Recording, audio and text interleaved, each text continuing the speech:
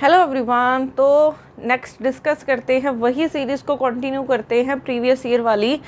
तो हमारा fourth question है the critical temperature for the isotopes of a superconductor is.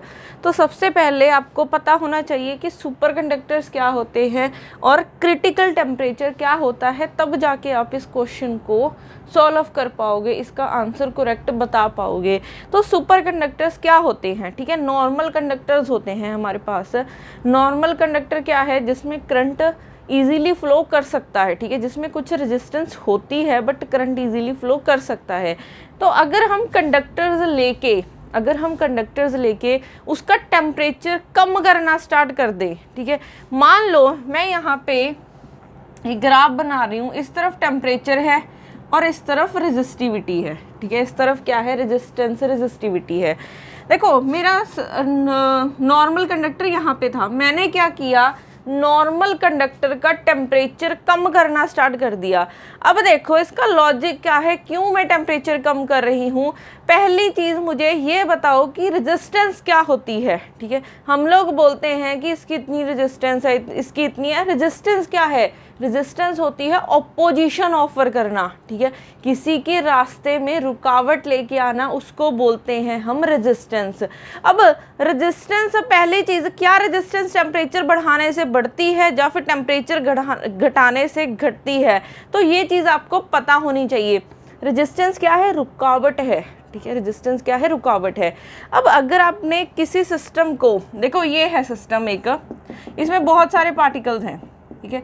आपने इसका टेम्परेचर बढ़ाया, टेम्परेचर बढ़ाने का क्या मतलब है, टेम्परेचर इंक्रीज करने का क्या मतलब है। टेम्परेचर इंक्रीज करने का मतलब है कि आपने इसको एनर्जी दे दी। टेम्परेचर बढ़ाया मींस उसको हीट एनर्जी दे दी, मींस आपने सिस्टम को एनर्जी दी है ना। सिस्टम को एनर्जी देने का मतलब आपने इन पार्टिकल्स को एनर्जी दी है। पार्टिकल्स के पास जितनी ज़्यादा एनर्जी होगी, उतनी ज़्यादा एनर्जी से ये मूव करेंगे, उतना फास्ट ये मूव करेंगे, उतना ये एक दूसरे के साथ टकराएंगे, ठीक है। तो जितना आप टेम्परेचर बढ़ाओगे उतनी सिस्टम को एनर्जी मिलेगी, उतनी सिस्टम को एनर्जी मिली, इसका मतलब उतना यहाँ पे रुकावट ज़्यादा बनी। तो रुकावट ज़्यादा बनी मतलब रेजिस्टेंस बढ़ गई। तो यहाँ पे इंपॉर्टेंट पॉइंट निकल के आया है। इस पे क्वेश्चंस, पैक्ट क्वेश्चंस बन जाते हैं कि अगर आप टेम्परेचर बढ़ाओगे तो रेजिस्टेंस बढ़ेगी, अगर आप टेम्परेचर कम करोगे तो उनकी एनर्जी उतनी कम होगी, उतना वो मोशन कम करेंगे, उतनी रुकावट कम होगी, मीन्स उतनी रेजिस्टेंस कम होगी, ठीक है। अब हमें यहाँ से ये पता चला कि मेरे पास एक सिस्टम था, किसी टेम्परेचर पे था। मैंने क्या किया, मैं उस कंडक्टर का, हम बोल रहे हैं कि कंडक्टर है, ठीक है, जिसमें करंट इजीली फ्लो कर सकता है, मीन्स रेजिस्टेंस कम होती है, बट है तो है ना। मैं क्या करना चाहती हूँ, उसकी रेजिस्टेंस कम करना चाहती हूँ। तो कैसे करोगे रेजिस्टेंस कम होगी अगर टेम्परेचर कम कर दो। तो हमने क्या किया, उसको ठंडा करते जा रहे हैं, टेम्परेचर कम करते जा रहे हैं, तो उसकी जो रेजिस्टेंस है, रेजिस्टिविटी है, वो कम होती जा रही है। उसकी जो रेजिस्टिविटी है वो क्या है, कम होती जा रही है। कम होते होते होते एक पॉइंट ऐसा आएगा जब इसकी रेजिस्टेंस क्या हो जाएगी, ज़ीरो। रेजिस्टिविटी क्या हो जाएगी, ज़ीरो।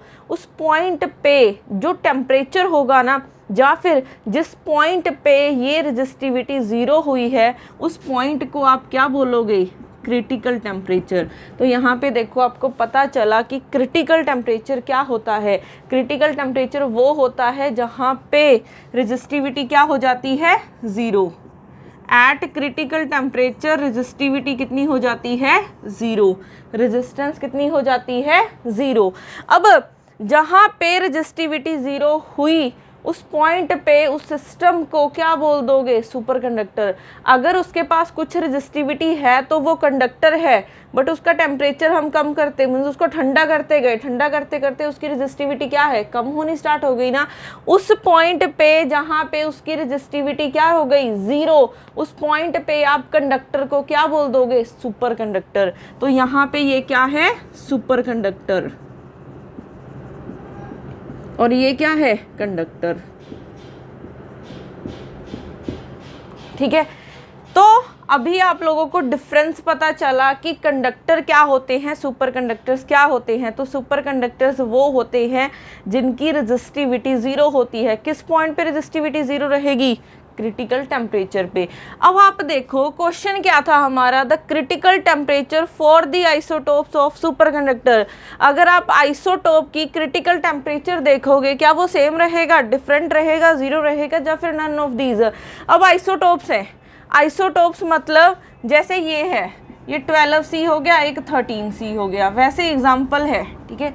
अब ये मटेरियल अलग है, ये मटेरियल अलग है, क्योंकि इन दोनों में इलेक्ट्रॉन न्यूट्रॉन का फ़र्क है, ठीक है। इनमें थोड़े से पार्टिकल्स का डिफरेंस है। अगर पार्टिकल्स का डिफरेंस है, ये अलग मटेरियल है, ये अलग मटेरियल है, हर एक मटेरियल की अपनी अलग प्रॉपर्टीज़ होती हैं, तो वो उनमें अलग रेजिस्टेंस होगी। अब हो सकता है, ठीक है, अब इसमें अगर ज़्यादा इलेक्ट्रॉन्स हुए, इसमें कम मीन्स इसमें ज़्यादा हुए, इसमें कम हुए, तो उस वजह से यहाँ पे रेजिस्टिविटी में फ़र्क पड़ेगा। तो अगर आप दो आइसोटोप का क्रिटिकल टेम्परेचर देखोगे ना, कभी भी सेम नहीं हो सकता, कभी भी सेम नहीं हो सकता, क्योंकि हर एक मटेरियल अलग है, उसका अलग, वो कहीं और किसी और टेम्परेचर पे क्या बनेगी, उसकी रेजिस्टिविटी 0 बनेगी। तो दो आइसोटोप्स का टेम्परेचर कभी भी सेम नहीं हो सकता, तो ये डिफरेंट होगा। तो यहाँ पे ऑप्शन बी क्या हो जाएगा, करेक्ट हो जाएगा, ठीक है। तो यहाँ पे आपको सुपर कंडक्टर्स के बारे में थोड़ी सी नॉलेज मिली, ठीक है, कि ये क्या होते हैं। उसके बाद जंप करते हैं हम नेक्स्ट क्वेश्चन पे।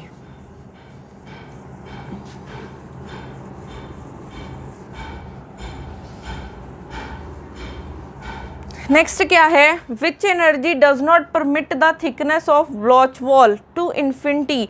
अब आप लोगों ने, जब हम मैग्नेटिज्म करते हैं तो वहाँ पे हम एक वर्ड पढ़ते हैं डोमेन वॉल, ठीक है, वहाँ पे एक वर्ड पढ़ते हैं डोमेन वॉल। जो ब्लॉच वॉल होती है ना, यही होती है, डोमेन वॉल को ही ब्लॉच वॉल बोला जाता है, ठीक है। अब यहाँ पे देखो दो चीज़ें होती हैं, यहाँ पे ऑप्शंस में भी वैसे दे रखा है, एक एक्सचेंज एनर्जी होती है, एक अनआइसोट्रोपी एनर्जी होती है। ये वाला क्वेश्चन बहुत बार रिपीट हो चुका है, बहुत बार, ये लास्ट 21 में मास्टर कैडर लेक्चर कैडर दोनों में इसके ऊपर क्वेश्चन पड़ा था, तो ये इम्पॉर्टेंट है। अब आप लोगों को समझना है, एक एक्सचेंज एनर्जी है, एक अनआइसोट्रोपिक एनर्जी है, ठीक है। अब एक्सचेंज एनर्जी क्या काम करती है और अनआइसोट्रोपिक एनर्जी क्या काम करती है, आपको ये पता होना चाहिए, ठीक है।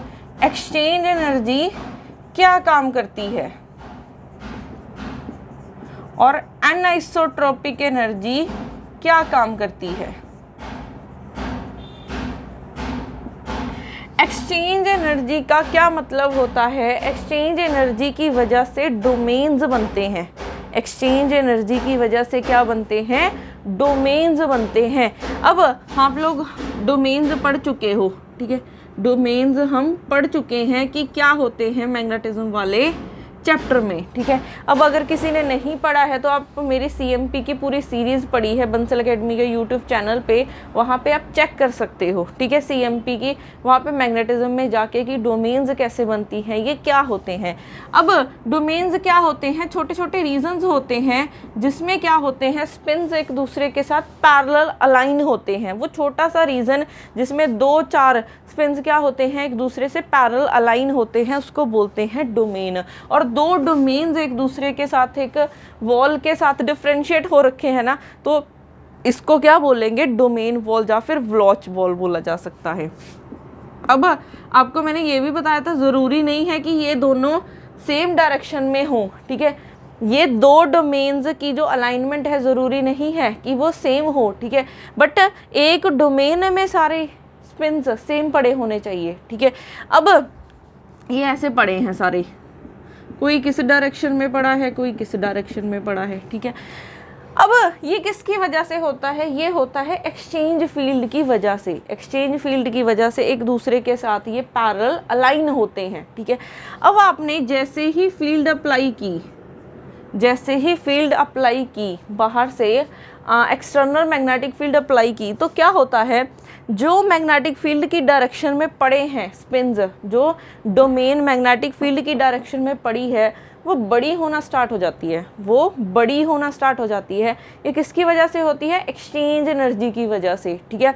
तो आपको ये चीज़ याद रखनी है कि एक्सचेंज एनर्जी क्या काम करती है कि जिस डायरेक्शन में फील्ड है ना, उसी डायरेक्शन वाला जो डोमेन है वो बड़ा होना स्टार्ट हो जाएगा। अगर वो बड़ा होना स्टार्ट हो जाएगा मीन्स वॉल क्या हो रही है? बड़ी हो रही है।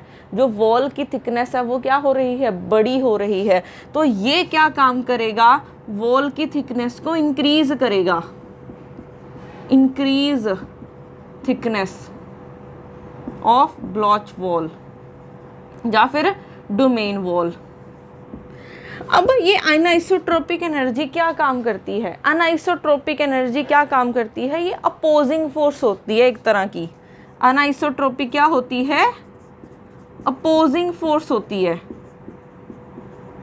अगर ये अपोजिंग फोर्स है, ठीक है, अगर ये अपोजिंग फोर्स है तो ये क्या करेगी? क्योंकि मैंने अभी बोला था कि एक्सचेंज एनर्जी ने क्या काम करना है, ये सारे डोमेन्स है ना इसी में मर्ज होना, मीन्स ये इन दी डायरेक्शन ऑफ फील्ड जाएंगे। तो ये वाला जो रीज़न है ना, ये बड़ा होना स्टार्ट हो जाएगा, ये बड़ा होना स्टार्ट हो जाएगा। अगर ये बड़ा होना स्टार्ट हो गया, इसका मतलब ये वॉल क्या है? इन्फिनिटी को अप्रोच करेगी। ये इन्फिनिटी को क्या करेगी? अप्रोच करना स्टार्ट करेगी। तो ये जो एक्सचेंज एनर्जी है ना, ये वॉल की थिकनेस को इन्फिनिटी तक लेके जा सकती है, ठीक है। बट अनआइसोट्रोपिक एनर्जी क्या करती है? ये ना इस डोमेन्स को इकट्ठा नहीं होने देती। क्यों इकट्ठा? ये इकट्ठा होने नहीं देती क्योंकि ये अपोजिंग फोर्स है, ये अपोज करेगी, ये इसको इसकी डायरेक्शन में जाने नहीं देगी। क्योंकि ये वाले स्पिन्स को, जो अनआइसोट्रोपिक एनर्जी है, ये इस वाले स्पिन्स को in the direction of field जाने नहीं देगी। अगर जाने नहीं देगी, इसका मतलब क्या है? इसका मतलब क्या है कि ये जो थिकनेस है इसको इंक्रीज होने नहीं देगी। तो इसकी थिकनेस को क्या रखेगी? फाइनाइट रखेगी। अनआइसोट्रोपी क्या काम करेगी? इसकी थिकनेस को फाइनाइट रखेगी। मतलब यहाँ से कंक्लूजन क्या निकलता है? दो चीज़ें हैं, ठीक है, दो चीज़ें हैं कि एक एक्सचेंज एनर्जी है, एक अनआइसोट्रोपिक एनर्जी है। एक्सचेंज एनर्जी क्या करती है? उसकी थिकनेस को इंक्रीज करती है, ठीक है, थिकनेस को इंक्रीज करेगी, मींस सबको एक ही डायरेक्शन में लेके आएगी। बट जो अनआइसोट्रोपिक एनर्जी है वो एक अपोजिंग फोर्स है, तो वो फाइनाइट रखेगी, उसकी थिकनेस को डिक्रीज करने की कोशिश करेगी, अपोज करेगी। तो अगर हम क्वेश्चन को देखें, which energy does not permit the thickness of Bloch wall to infinity, कौन उसको इन्फिनिटी पे नहीं जाने देता? कौन नहीं जाने देती?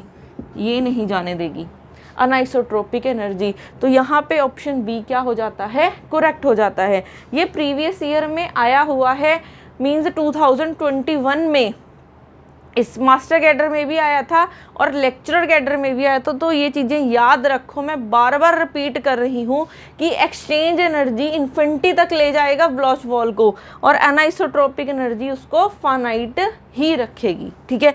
तो ये था हमारा 5th क्वेश्चन का आंसर। तो ये इम्पॉर्टेंट चीज़ है एक।